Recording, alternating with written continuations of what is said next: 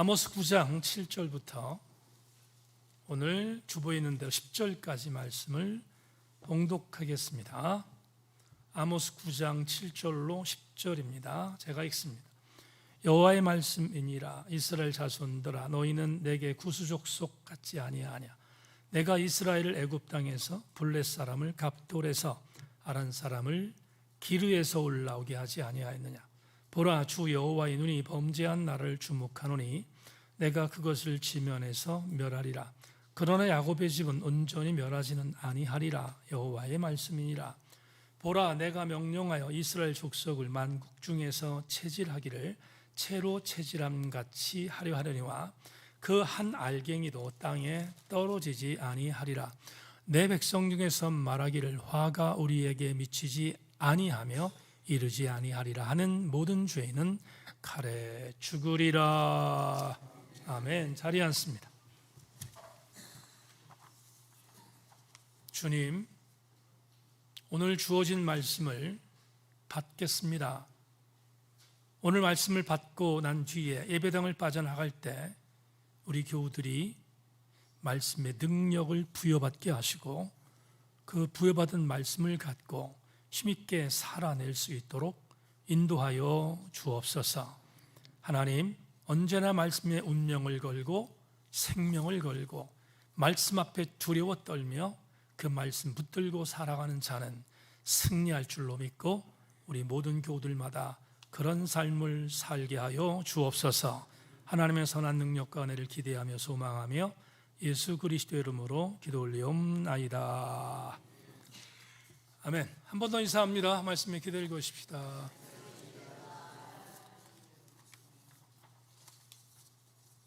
자막으로 오늘 설교 제목을 한번 보겠습니다. 같이 한번 읽습니다. 시작. 예배는 없습니다.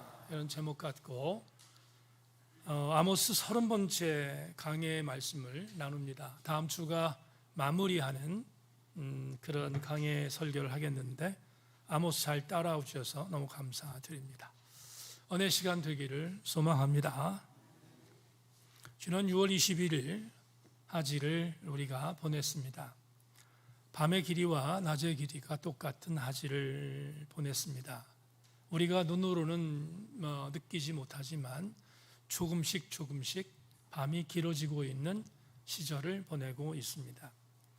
오늘이 6월의 마지막 주일이다 보니 조금 전에 우리 성효 형제도 기도했지만 그렇게 또 한 해의 반을 보내게 된 것 같습니다. 세월이 어떻습니까? 여러분, 세월은 멈추지 않습니다. 어떤 일을 위해서 멈추거나 어떤 일을 위해서 빨리 지나거나 하는 것이 세월이 아닙니다. 세월은 누구에게나 정직하게 임하는 것이 세월입니다. 예배가 없습니다. 지난 기도원의 수요일에 올라갔습니다. 올라가서 상반기의 목회를 잘 정리하고 하반기의 목회에 이런저런 생각들을 구상하던 어간 제 휴대폰에 문자가 하나 떴습니다. 그 문자는 오늘 목양터 이야기 마당에 기록된 제자의 부흥 소식이었습니다. 이제 51세니까 50을 각 넘은 제자인데 부고의 소식이 뜨고 나서 갑자기 생각이 멍해졌습니다. 이게 무슨 일이지? 하는 생각을 했습니다. 그리고 교통사고로 인하여 세상을 떠났다는 부연 이야기를 듣고 나서 정말 말로 표현할 수 없는 그런 아픔을 느꼈습니다. 50이 간 넘었는데 하나님 너무 아무리 급해도 너무 빨리 데려가신 거 아닙니까? 하는 야속한 마음을 갖고 하나님께 잠시 항의했습니다. 제자는 젊은 시절 제가 파주에서 정말 젊은 나이로 목회를 감당할 때 일사단 부사관으로 근처에 발령을 받고 그리고 우리 교회를 나오게 된 청년이었습니다. 그때 나이가 22살, 23살 정도 됐으니까 정말 젊은 나이의 젊은이였습니다. 싹수가 보였습니다. 신앙의 여정을 달려가는 걸 보니 너무 잘 성장했습니다. 눈여겨봤는데 아니나 다를까 부사관 의무복무를 끝낸 뒤에 제게 와서 목사님 신학교에 가겠습니다. 이렇게 이야기를 했습니다. 당시에 신학교를 가겠다고 하는 이 제자에게 기쁜 마음으로 그래 가라 이렇게 얘기를 했고 추천서를 썼고 그리고 신학교에 들어가서 공부를 시작했습니다. 그리고 목사가 돼서 신천지라고 하는 대한민국의 악질적인 이단에서 허덕이고 있는 사람들을 구출해내는 전문 이단 상담가로 양육받고 그리고 사역을 감당했고 정말 많은 신천지의 지옥에 빠진 사람들을 구원해냈던 젊은 제자가 여러분 주보에 기록되어 있는 부음받은 제자입니다. 기도원에서 소식을 받고 기도원의 복장은 여러분 준비된 복장이 아니라서 고민 많이 했습니다. 이 몰골을 하고 빈소에 가는 거 그거 예의가 아닌가 하는데 그런데 안 갈 수가 없었던 이유가 뭐냐 하면 그 제자 그리고 사모님 때문입니다. 사모님은 역시 제가 심우하던 교회에 아주 젊은 나이 제가 기억으로는 중학교 2학년 때로 기억하는데 중학교 2학년 때 만난 학생이었습니다. 아주 여리고 애띠고 또 얼굴도 너무 예쁘게 생긴 그런 소녀였는데 이 친구가 부음한 제자와 결혼하겠다고 왔습니다. 결혼하겠다고 왔는데 이런저런 여러 가지 상황을 보고 결혼을 응답했고 그리고 두 사람이 결혼을 했습니다. 결혼해서 잘 사는 줄 알았습니다. 그리고 여러분 무기양터 이야기마당에 쓴 것처럼 교회를 개척했을 때 창립 1주년 기념 주일날 그 제자는 저를 너무 많이 따르던 제자로서 저에게 창립 1주년 기념성회를 부탁했고 기쁜 마음으로 오정부에 가서 사역을 마치고 돌아왔는데 그때 청출어람이 너무 아름답게 보여서 감사했고 그리고 정말 앞으로 성결 교회에서 귀한 사역 감당하는 종이 되겠다 생각하고 응원하고 돌아왔습니다. 빈소에 도착해서 빈소에서 제자의 얼굴을 영종으로 봤습니다. 이론으로 형할 수 없는 아픔이 물려왔습니다. 그리고 조문을 마치고 상주들을 안고 기도해주고 사모님을 제품에 안겨서 우는데 뭐라고 표현해야 될지 모를 정도로 아팠습니다. 그리고 중보했습니다. 중보하고 돌아왔습니다. 돌아오는 차 안에서 정말 많은 생각을 했습니다. 그러다가 감정을 절제하고 생각했습니다. 하나님 앞에 서는 것은 예외가 없구나. 누가 예외가 있겠습니까? 예외가 없습니다. 숙소에 도착했는데 제가 있었던 소망수영관 숙소 정문 앞에 등산하는 데가 있습니다. 등산로에 올라가면 납골당이 있습니다. 납골당에 납골함이 있는데 상당히 많은 사람들이 그곳에 납골을 하고 그리고 조문하는 일들이 있는데 제가 있었던 4일 동안도 수많은 사람들이 와서 서로 안치하고 그리고 조문하는 일들을 보았습니다. 그 앞에 소망수양관의 납골함 근처에 앞에 사람들이 함께 와서 조문하는 소망교회의 성도의 묘라고 하는 표지석이 있습니다. 성도의 표지석 앞에 창세기 3장 19절이 아주 진하게 새겨져 있습니다. 거기 이렇게 쓰여 있습니다. 너는 흙이니 흙으로 돌아갈지니라. 누가 예외가 있겠습니까?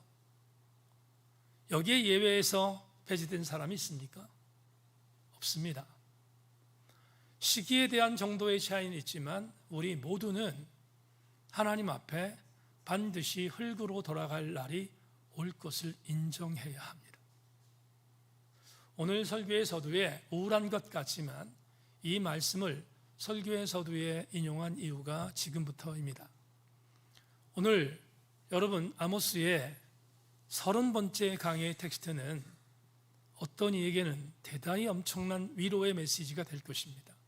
반면 또 어떤 이에게는 대단히 두려운 말씀이 될 것입니다. 그러기에 오늘 본문은 호불호가 있겠지만 여러분의 담임 목사가 바랍니다. 제천세인교회 교우 여러분, 오늘 말씀이 여러분에게 두려운 말씀이 아니라 여러분에게 위로의 말씀이 되기를 소망합니다. 왜냐하면 오늘 설교를 듣다 보면 내가 이 말씀을 위로의 말씀으로 받을 것인지 아니면 두렵고 떨리는 말씀으로 받을 것인지는 여러분들이 판단할 수 있을 것이기 때문입니다. 오늘 본문을 읽어보겠는데 오늘 본문은 길지 않습니다. 짧습니다. 그러나 만만히 여겨서는 안 됩니다. 왜냐하면 오늘 본문은 담임 목사의 해석이 없으면 무슨 말인지 이해할 수 없기 때문입니다. 그러기에 오늘 본문을 여러분 한번 읽겠는데 이 본문을 읽은 뒤에 쉬운 성경으로 다시 한번 읽어볼까 합니다. 본문을 개역개정판 여러분이 보고 있는 성경 그대로 다시 한번 합독하겠습니다. 같이 읽습니다. 시작. 여호와의 말씀이니라. 이스라엘 자손들아 너희는 내게 구수족속 같지 아니하냐.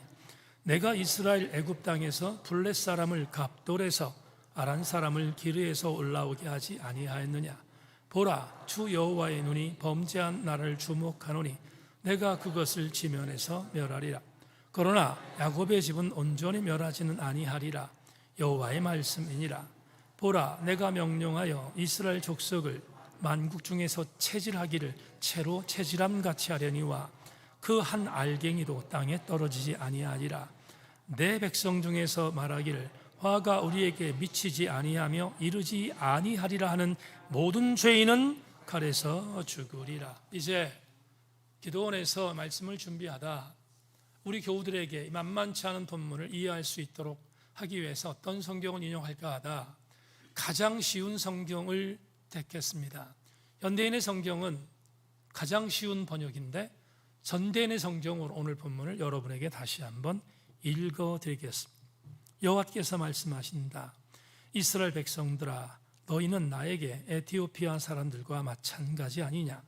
내가 너희를 이집트에서 인도해낸 것처럼 블렛 사람을 크레테에서 시리아 사람을 길에서 인도해내지 않았느냐. 나 주 여호와가 범죄한 이스라엘을 주시하였다가 지상에서 없애버릴 것이다. 그러나 내가 야곱의 후손들을 완전히 멸망시키지는 않을 것이다. 내가 명령하여 모든 민족 가운데서 이스라엘 백성을 체질하듯이 흔들게 할 것이나 한 알갱이도 땅에 떨어지지 않을 것이다. 그러나 내 백성 가운데서 재난이 우리를 덮치거나 우리에게 미치지 않을 것이다 하고 말하는 모든 죄인들은 칼날에 죽임을 당할 것이다. 저를 보십시다. 조금 이해가 쉬워졌겠습니까? 여러분에게 한번 질문해 보고 싶은데 조금은 이해폭이 있었겠지만 그래도 이 본문의 전체적인 맥락이 무엇을 의미하는지는 잘 모르실 줄 알고 이제 주석하겠습니다. 오늘 7절을 보면 7절에 두 가지의 질문이 나옵니다. 그런데 이 질문을 그냥 질문이라고 하지 않고 수사 의문문이라고 말합니다. 수사 의문문이라는 이 단어는 문학적 기법인데 이게 도대체 무엇을 의미하는지 국립어학원에서 정의한 수사 의문문의 정의를 읽겠습니다. 수사 의문문은 형식은 질문이지만 실제로는 답변을 요구하지 않고 강한 긍정, 부정, 감탄 또는 명령의 효과를 전달하기 위해 사용됩니다. 평서문보다 감정적인 호소력이 뛰어나 말하고자 하는 바를 극적으로 강조하기 위해서 쓰는 기법입니다. 여러분 제가 출간한 책들 중에 수사 의문문을 사용한 글들이 굉장히 많습니다. 이유는 말 그대로 강조하기 위함인데, 오늘 7절 한 절에 두 개의 수사 의문문이 등장하고 있는데 소개하겠습니다. 먼저 7절을 다시 한번 읽겠습니다. 여호와의 말씀이니라. 이스라엘 자손들아, 너희는 내게 구수족속 같지 아니하냐가 첫 번째 수사 의문문이고, 두 번째는 후반절입니다.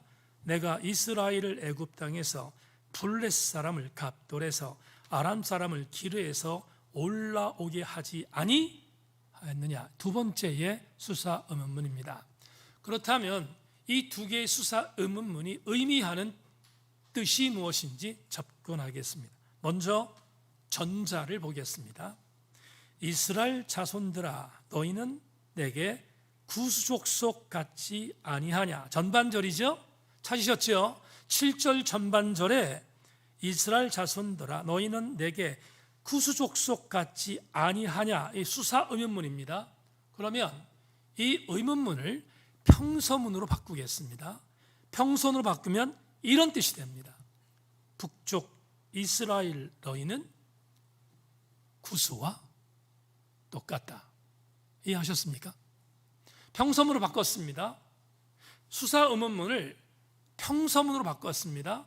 북쪽 이스라엘 백성들 향해서 아모스의 신탁은 이렇게 말한 겁니다. 하나님이 이렇게 말씀하셨다. 북쪽 이스라엘아, 너희는 구수와 똑같다. 그러면 여러분 궁금해지는 게 하나 있습니다. 구수가 뭔지, 구수가 과연 뭘 의미하지? 신학교 후배 중에 정석규 교수의 주석을 한번 소개하겠습니다. 구수는 에티오피아와 누비아, 수단 지역을 말한다. 구약 성경에서 아론과 미리암이 비방한 모세의 이집트 부인이 구스 사람이었다. 그리고 그들은 피부가 검은색이라는 이유로 이스라엘에서 환관이나 노예의 위치에 있었다. 여러분, 어렵지 않습니다. 구수는 흑인이라는 뜻입니다. 구수는 에티오피아와 지금의 수단 지역에 살고 있던 사람들을 구수인이라고 했는데, 이들이 몸이 검다는 이유로 팔레스타인 지역에 노예로 오거나 팔레스타인 지역에 디아스포라로 왔을 때 그들을 차별하여 노예나 심지어 환관으로 사용했음을 성서는 우리한테 증언합니다. 그러면 구수는 액면 그대로 보면 대단히 치욕적인 단어일 것입니다. 적용해 보겠습니다. 지금 구스 사람을 노예나 환관으로 부리고 있었던 북쪽 이스라엘 백성들을 향해서 아모스가 이렇게 말한 겁니다. 너희들이 차별하고 너희들이 업신여기는 구스 사람과 너희들은 다르지 않다. 생각해 보세요. 이게 북쪽 이스라엘 백성들에게는 대단한 치욕이었습니다. 상상할 수 없는 치욕입니다. 왜 그럴까? 이유가 뭘까? 조금 있다가 여러분에게 그 답을 제시하겠습니다. 자, 두 번째 수사 의문문으로 하겠습니다. 두 번째 수사 의문은 7절 하반절입니다. 이렇게 말하죠. 내가 이스라엘을 애굽 땅에서 블렛 사람을 갑돌에서 아람 사람을 기르에서 올라오게 하지 아니하였느냐? 역시 묻고 있습니다. 그렇게 했다는 겁니다. 그러면 이 내용은 여러분 지명이 익숙하지 않아서 여러분들이 무슨 말인지 모를 것 같습니다. 제가 해석하겠습니다. 이스라엘의 구약성경을 전제할 때 구약성경에서 이스라엘의 철천지 원수 같던 나라들이 몇 있습니다. 가나안에 먼저 살고 있었던 족속들이 있는데, 특별히 사사기에서 가장 이스라엘을 괴롭혔던 나라로 제일 많이 등장하는 나라가 블레셋입니다. 그걸 영어로 팔레스타인이라고 하죠. 블레셋이 있습니다. 그런데 이 블레셋 사람들은 어디에 살고 있던 백성들이냐면 지금의 그리스의 남부에 있는 섬 크레타에 살고 있었습니다. 크레타가 갑돌입니다.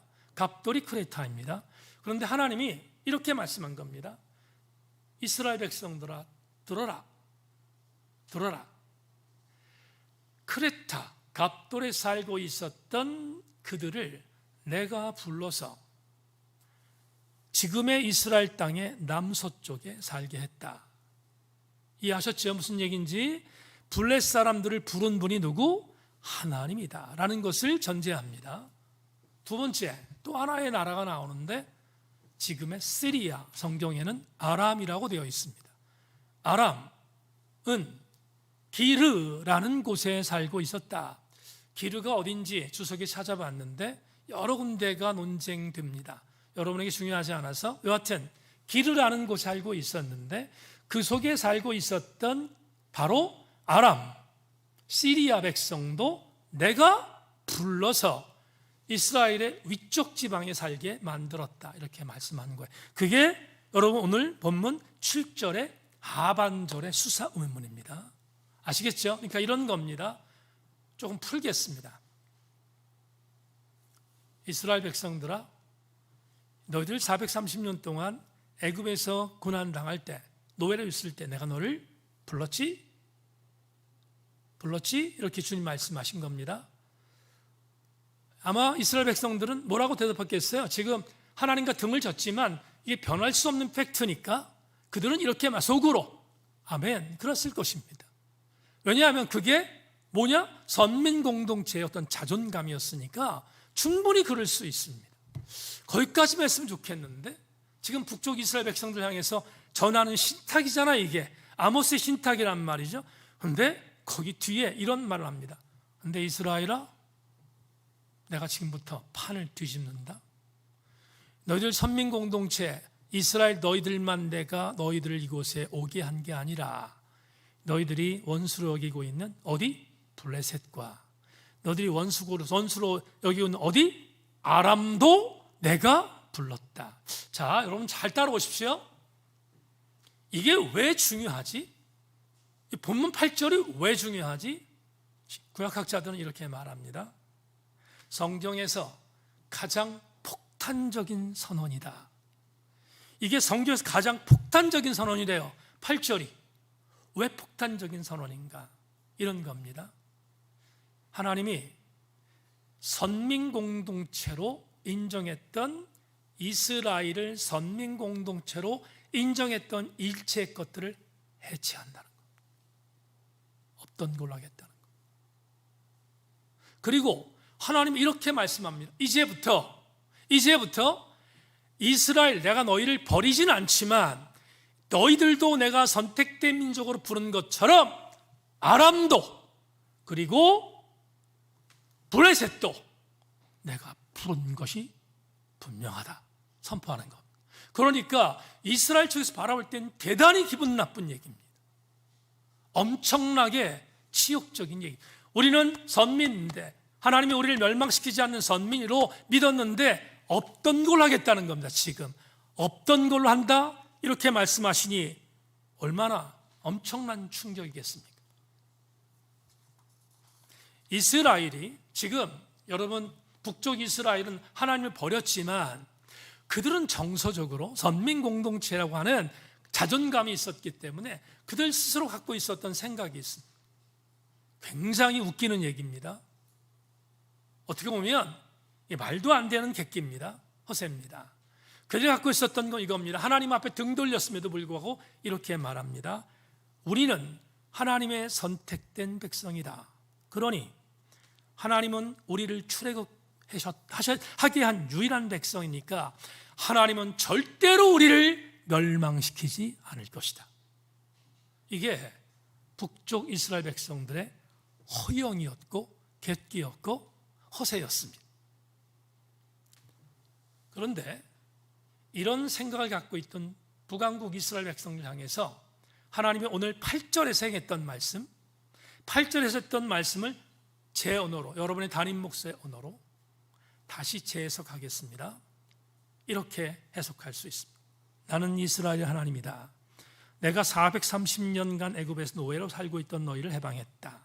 그리고 이곳 가나안으로 인도했다. 하지만 배은망덕하게 나에게 범죄하고 있는 이스라엘아, 내가 인도한 나라는 너희뿐만이 아니라 나는 너희의 경쟁자인 블레셋도 그렇게 했고 너희의 대적자인 아람도 그렇게 불렀다. 너희만이 선민이라고 착각하지 말라. 8절의 해석입니다. 이제 여러분 8절에 있는 한 부분을 또 한번 주목하겠습니다. 자, 8절을 다시 한번 보겠습니다. 8절 같이 한번 읽습니다. 주제절인데요. 8절 다시 한번 읽습니다. 시작. 보라, 주 여호와의 눈이 범죄한 나라를 주목하노니 내가 그것을 지면에서 멸하리라. 그러나 야곱의 집은 온전히 멸하지는 아니하니라. 여호와의 말씀이라. 한 번 더 읽습니다. 시작. 보라, 주 여호와의 눈이 범죄한 나라를 주목하노니 내가 그것을 지면에서 멸하리라. 그러나 야곱의 집은 온전히 멸하지 아니하리라. 여호와의 말씀이니라. 여러분, 전반절에 있는 보라, 주 여호와의 눈이 범죄한 한 나라를 주목하노니 내가 그것을 지면에서 멸하리라 하는 말씀을 조금 전에 설명했습니다. 여기서 주목할 단어가 있습니다. 원래로 북왕국 이스라엘이 원하는 방향성으로 한다면 8절이 이렇게 써야 정상이에요. 어떻게 써야 정상이냐면 보라, 주 여호와의 눈이 범죄한 이스라엘을 주목하노니 내가 이스라엘을 지면에서 멸하리라. 이렇게 말씀해야 정상입니다. 왜? 하나님은 이스라엘을 뭐로 봤다고요? 선택된 민족이니까. 다른 나라는 인정하지 않으니까 이스라엘 중 기분 나쁜 일이긴 하지만 이스라엘 너희들이 나를 범죄했으니 내가 너희를 멸할 거다 이렇게 말하면 이스라엘은 나름대로 생각을 했을 겁니다. 그런데 8절 전반절에서 이스라엘이라고 말하지 않고 범죄한 나라라고 말합니다. 그러면 이 내용은 이런 의미가 있는 겁니다. 하나님의 관심은 이제부터 너희 이스라엘의 선민을 해체하고 아람도, 블레셋도 성경은 없지만 기타 등등 여러 나라들 전체를 내가 주목해 볼 거다. 이해하셨죠? 무슨 얘기인지? 그렇게 주목해 볼 거다 이렇게 말씀합니다. 그래야 여러분 8절 하반절이 해석이 됩니다. 이렇게까지 심판의 경고를 내리신 하나님께서 8절 하반절에서 정말 엄청난 선호를 하십니다. 8절 하반절로 하겠습니다. 그러나 야곱의 집은 온전히 멸하지는 아니하리라. 여호와의 말씀이니라. 자, 이제 레마로 들어가기에 앞서서 8절 하반절을 마지막으로 해석하겠습니다.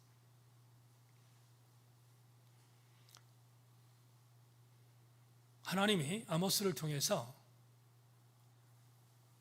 북왕국 이스라엘의 멸망을 계획하셨고 멸할 것이라고 시나리오를 작성했습니다.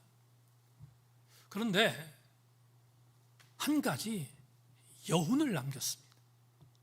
어떤 여운을 남겼는가 하면 이런 여운을 남깁니다. 그러나 야곱의 집은 멸하지 아니하리라. 야곱의 집이라고 했습니다. 야곱의 집은 온전히 멸하지 않을 거다 이렇게 말했습니다. 야곱의 집이 도대체 뭐지? 원자적으로 말씀을 드립니다. 야곱의 집은 당연히 북쪽 이스라엘입니다. 북쪽 이스라엘을 야곱의 집이라고 해석하는 것은 이견이 있어서는 안 됩니다. 그렇습니다. 그런데 주께서 이렇게 말합니다. 내가 야곱의 집은 온전히 멸하지 않을 거라는 이 문장 안에 무슨 말씀이 들어있냐면 이렇게 들어있습니다. 북쪽 이스라엘을 내가 쓸어버릴 건데 야곱의 집만큼은 온전히 멸하지 않을 거다. 야곱의 집은 아브라함과 이삭과 야곱으로 이루어지는 구속사의 계보입니다. 아시죠? 구속사의 계보입니다. 그렇다면 야곱의 집은 멸망하지 않겠다는 말은 무슨 말이냐면 북왕국 이스라엘이 완전히 패망될 수밖에 없는 상황이지만 내가 그 나라의 한 부류를 주목하고 있다. 그 부류는 북왕국 이스라엘의 남은 자들이다. 야곱의 집은 남은 자입니다. 여러분, 전체가 다 폐역한 것이 아니라 북왕국 이스라엘 백성 중에서 야곱에게 주어진 언약의 말씀, 아브라함과 이삭과 야곱에게 주어진 말씀을 끝까지 붙들고 있는 그들은 내가 멸하지 않을 것이다 라고 선포한 것입니다. 이게 왜 오늘 우리에게 중요한가? 저는 이렇게 믿습니다. 북왕국 이스라엘의 남은 자들은 오늘날 교회이기 때문입니다. 북왕국 이스라엘의 남은 자 공동체는 오늘 교회이기 때문입니다. 그래서 주목합니다. 제 얘기가 아니라 예언자 이사야가 이사야 예언서에 수없이 예언했습니다. 남은 자는 교회 공동체임을 선포하고 있습니다. 그러면 마지막으로 질문해야 합니다. 목사님, 교회는 심판받지 않겠네요? 교회는 절대로 심판받지 않을 거네요? 라고 질문할 수 있습니다. 내 말을 보겠습니다. 좀 길지만 여러분 가슴에 담아야 합니다. 마지막 날 하나님의 심판에서 제외되는, 예외되는 그 어떤 영역도 없습니다. 없습니다. 그런데 딱 하나가 있습니다. 하나도 심판에서 배제되는 영역은 없지만 딱 하나가 있습니다. 뭔가 교회도 아니라 교회 안에 남아있는 소수 남은 자 공동체입니다. 교회 공동체 안에 있는 전체가 아니라 교회 공동체 안에서 하나님의 언약의 말씀, 야곱에게 허락하셨던 말씀을 붙들고 있는 유일한 공동체, 남은 자 공동체 소수, 그 공동체는 심판에서 열애될 것입니다. 우리 교회가 그렇게 됐으면 좋겠습니다. 오늘 설교의 서두에 말씀드렸습니다. 오늘 설교는 어떤 이에게는 엄청난 위로가 되겠지만 어떤 이에게는 무서운 공포가 될 것임을 선포한 이유입니다. 아모스 5장 18절 기억하십니까? 5장 18절을 강의할 때 9절을 소개했습니다. 화 있을진저 여호와의 날을 사모하는 자여, 너희가 어찌 여호와의 날을 사모하느냐? 그날은 어둠이요 빛이 아니라. 북왕국 이스라엘 사마리아의 거민들, 그 중에서 하나님 말씀대로 전혀 살고 있지 않은 자들이 메시아가 오면 우리는 구원받을 거야, 선택된 민족이니까 우린 괜찮을 거야, 그날 되면 우린 더 잘 살 거야 라고 수많은 사람들이 떠버렸습니다. 예언자 아모스를 통하여 북왕국 이스라엘 백성들의 허세 등등했던 사람을 향해서 말합니다. 하나님께서 그날을 기다리는 자들 중에 소수의 남은 자가 아는 자들, 그날은 어둠이 될 것이라고 분명히 선포하고 있습니다. 이렇게 정리해 보십시다. 우리는 남은 자인가? 제천세인교회에 속해 있는 교우들은 남은 자인가? 점검해 보십시다. 점검의 마지막을 쐐기 박는 것이 본문 9절과 10절에 있습니다. 마지막으로 오늘 본문의 9절과 10절을 해석하겠습니다. 같이 읽습니다. 9절 10절 시작. 보라, 내가 명령하여 이스라엘 족속을 만국 중에서 채질하기를 채로 채질함 같이 하려니와 그 한 알갱이도 땅에 떨어지지 아니하니라. 내 백성 중에서 말하기를 화가 우리에게 미치지 아니하며 이르지 아니하리라 하는 모든 죄인은 칼에서 죽으리라. 여러분, 이 구절을 알아듣기 쉽게 마지막으로 해석하겠습니다. 북왕국 이스라엘 백성들을 하나님께서 본문에 있는 단어로 씁시다. 채에 담았습니다. 채에 담아서 북왕국 이스라엘을 이렇게 채로 채질하고 있습니다. 우리 문화로는 조금 낯섭니다. 쉬운 걸로 바꾸겠습니다. 우리 농촌 문화에 익숙한 사람들이니까 여러분, 가을 거지가 되면 곡식들을 채라고 되어 있지만 우리는 뭐가 더 익숙합니까? 키에 집어넣습니다. 키를 들고 곡식들을 키질합니다. 이해하셨으면 아멘. 키질합니다. 남는 것은 뭡니까?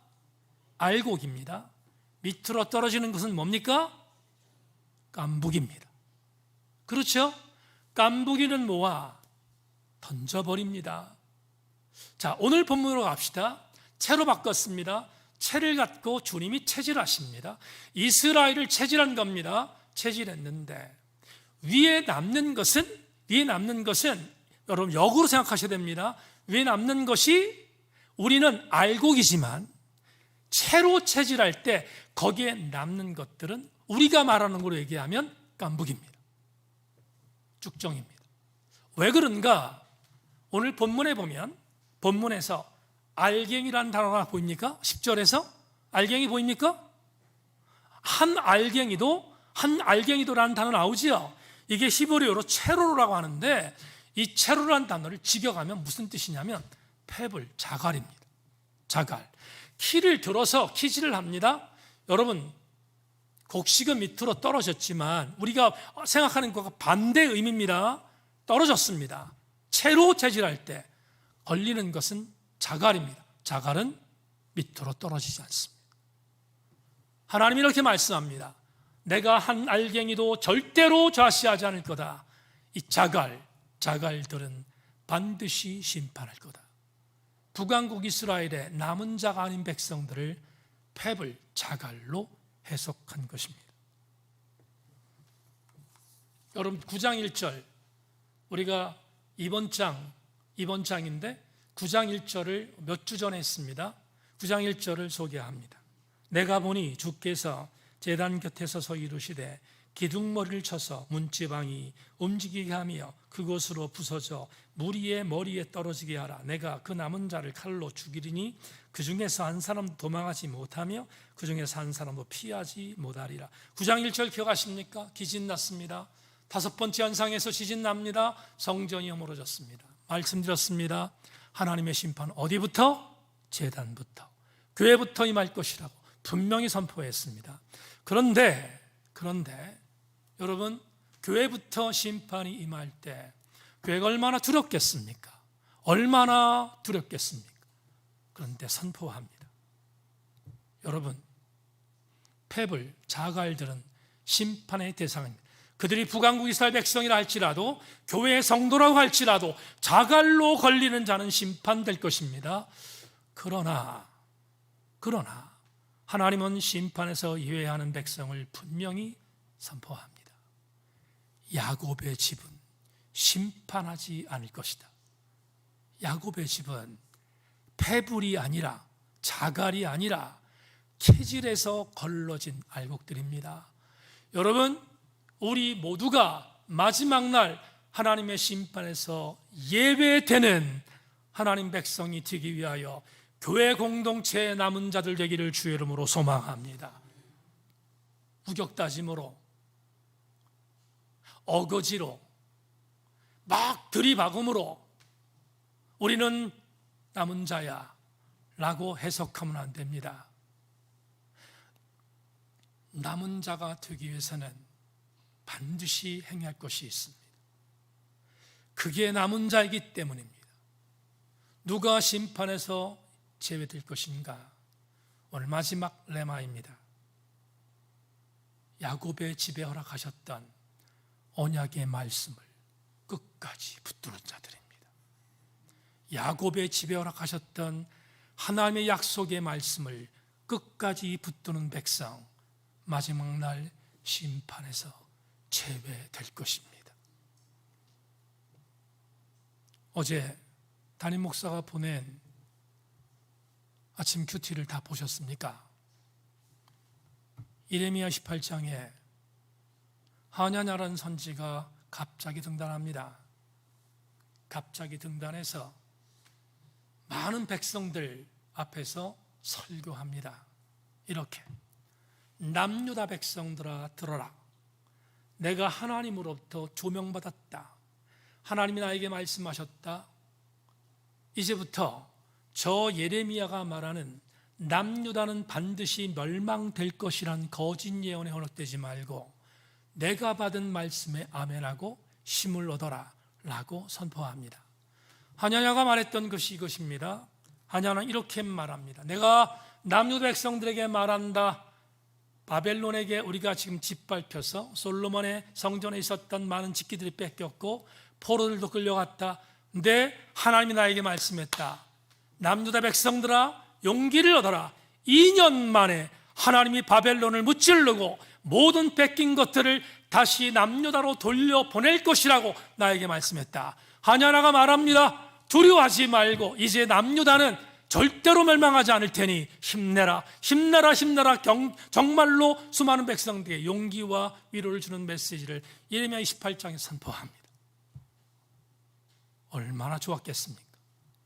열광했을 겁니다. 어제 제가 아침 큐티에 말씀드린 것처럼 정말로 열광했을 겁니다. 분위기 안 봐도 비디오입니다. 열광했을 겁니다. 예레미야가 칙칙한 설교하고 예레미야가 남유다가 멸망한다는 설교하니까 주눅 들어 있었는데, 그런데 하냐나는 선지자였습니다. 선지자가 이 땅 회복될 거다, 바벨론 무찌르고 2년 만에 모든 것들이 원상 회복될 것이라고 말하는 그 메시지가 얼마나 많은 수많은 남유다 백성들에게 열광할 수 있는 메신저였겠습니까? 수많은 사람들이 아멘, 아멘, 아멘 했을 것입니다. 듣고 있던 예레미야가 하냐냐에 갑니다. 하냐냐야, 2년 만에 회복시킨다고 하나님이? 너한테 그렇게 말씀하셨다고? 하냐냐야, 하나님은 나에게 그렇게 말씀하지 않았어. 하나님은 나에게 이 땅 유다는 멸망할 것이라고 말했다. 네가 수많은 사람들을 혹세무민하며 열광시키는 메시지를 전하고 있는데 내가 너에게 선포한다. 하냐냐야, 너는 오늘 밤에 죽을 거다. 여러분, 성경은 이어서 예레미야 28장 이후에 말합니다. 하냐냐는 그날 밤에 하나님이 치셔서 죽었더라 라고 말합니다. 우리가 열광하는 것이 하나님의 말씀이 아닌 것에 열광하면 죽습니다. 반대로 우리가 거부가지만 기피하지 않고 부담되지만 버리지 않고 지킬 수 없는 것 같다고 하지만 포기하지 않고 내가 유익이 되지 않는 것처럼 여겨서 계산해서 양다리 걸칠 수 있는 것처럼 보이지만 그렇게 하지 않고 야곱의 집에 약속하셨던 언약의 말씀, 반드시 내가 예수 그리스도를 이 땅에 보내 그 예수 그리스도를 통하여 너희 믿는 남은 자를 구원시킬 것이라는 메시지를 가슴에 담고 흔들리지 않으면 그들은 마지막 날 심판에서 제외될 것입니다. 오늘 우리는 조금 전에 찬양을 불렀습니다. 말씀 앞에서 말씀을 맺겠습니다. 소망수양관의 4일이 있었습니다. 소망수양관의 4일 있는 동안 목요일, 금요일, 토요일 3일 동안 집회들이 여럿 있었습니다. 금요일 날 굉장히 많은 사람들이 올라왔습니다. 정말 벌떼처럼 사람들이 올라와서 이게 도대체 뭔가를 봤습니다. 주목해 봤습니다. 주목해 봤더니 정말 놀라운 일이, 금요일 날 올라온 팀들은 거의 대부분이 청년들이었습니다. 한 200명 정도가 올라왔습니다. 올라와서 청년들이 본인들이 갖고 있는 스케줄을 따라 양육받고 기도하고 찬양하고 하는 훈련들을 받는 것을 보았습니다. 한 단체에서 청년들을 위한 집회를 참석한 겁니다. 200명 정도가 올라와서 1층에서 대강당에서 사역을 감당했습니다. 제가 일부러 1층에 내려가, 제 숙소는 7층이었는데 일부러 1층에 내려갔습니다. 젊은이들이 와서 어떤 일을 하지? 저는 들어갈 수 없었지만 기독량했습니다. 하나님의 말씀을 듣고 하나님 말씀을 나누고 하나님 말씀의 은혜 안에서 여러 가지 도전들을 받고 그리고 끝내 찬양하고 울고 통곡하고 하나님 앞에 열광적으로 기도하는 모습을 봤습니다. 누군가 젊은이들이었어요. 젊은이들을 봤습니다. 그걸 보고 이런 생각했습니다. 수많은 사람들이 한국이 무너지고 있고 한국교회가 지금 수많은 사람들이 공격하고 있어서 한국교회도 얼마 있으면 무너질 것이라고 말합니다. 여러분, 이대로 가면 경성하지 않고 이대로 가면 한국교회 무너질 수 있습니다. 그러나 이종이 믿습니다. 뭘 믿는가? 그래도 젊은이들 가운데 남은 자들이 하나님 말씀의 운명을 걸고 하나님 말씀의 생명을 걸고 달려가는 한국교회는 무너지지 않습니다. 절대로 무너지지 않습니다. 왜냐하면 하나님은 그들을 남은 자로 보시기 때문입니다. 여러분, 그들만 남은 자 되어서 되겠습니까?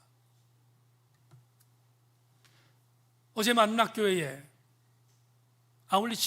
마울리치를 내려온 여자 권사님 4사람이 만났습니다.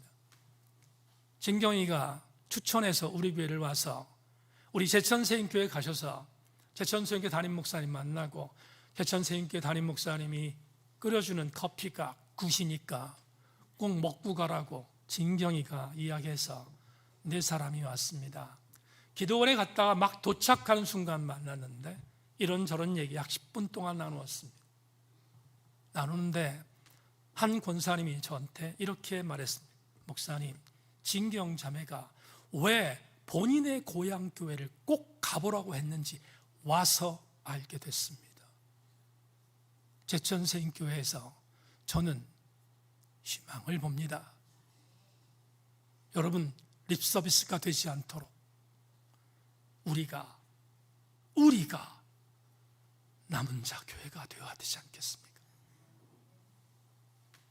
그러려면 오늘 찬양을 멜로디가 담긴 찬양이 아니라 우리의 심령이 담긴 찬양으로 접목해야 합니다.